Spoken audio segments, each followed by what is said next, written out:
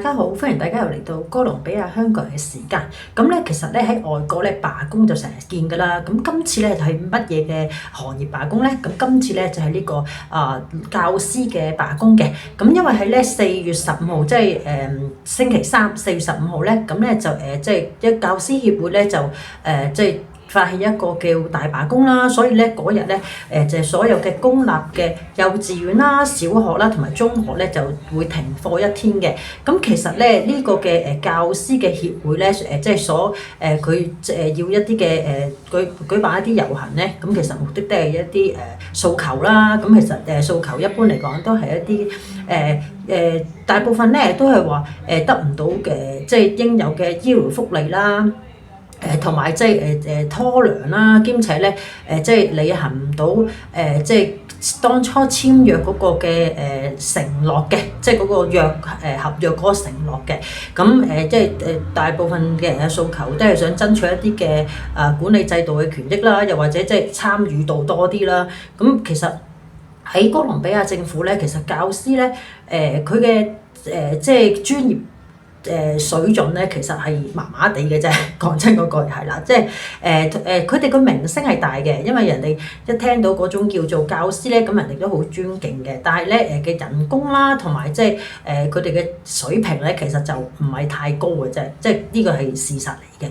咁即係各人有各人嘅訴求啦。咁但係因為即係預計咧，咁政府就會停課一天嘅。咁就因為呢個罷工嘅問題啦。咁就但係咧即係政府都會陸續去留意。如果4月15號都達唔到共識嘅話咧，咁可能咧教師咧就會將行動升級。咁就有一啲嘅學校啦，即係大部分學校都要停課一日啦。咁但係有一啲嘅學校即係為咗可能即係嗰個教師公會同政府可能傾唔埋嘅時候咧，可能連續放3日，咁就即係好似一個短假期咁。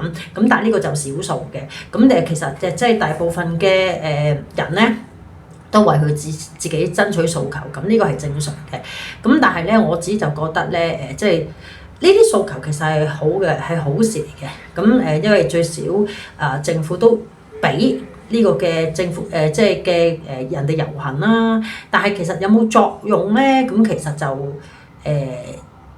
應該就冇大作用嘅，係啦。因為其實而家教師呢個行業咧，我覺得除咗幼稚園之外咧，咁其實當然 AI 嘅盛行咧就唔會話真係會取代所有嘅教師，但係其實如果即係呢個世界不斷咁進步嘅時候咧，可能教師咧都要揾一個出路。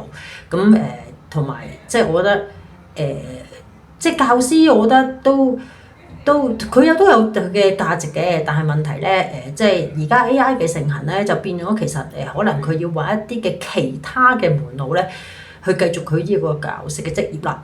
咁呢度咧就係今集我想講4月15號啦。咁一個教師嘅罷工嘅大遊行啦。咁就會喺各個嘅城市咧，咁就即係會舉行呢個示威啦，同埋遊行嘅。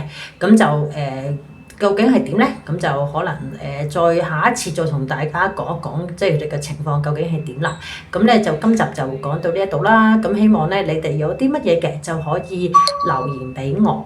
咁就咧希望你哋可以分享啦、訂閱啦同埋點讚嘅。咁仲有就加入我嘅 social media， 咁就呢個 Facebook 同埋 Instagram 嘅。如果咧大家對南美4國旅遊有興趣，又或者嚟哥倫比亞需要私人導遊，又或者配套設施嘅話咧，咁就可以私下通知我。咁咧今集就嚟到呢一度，咁下次再同大家講一啲嘅哥倫比亞嘅事俾大家聽啦。咁下次再見，拜拜。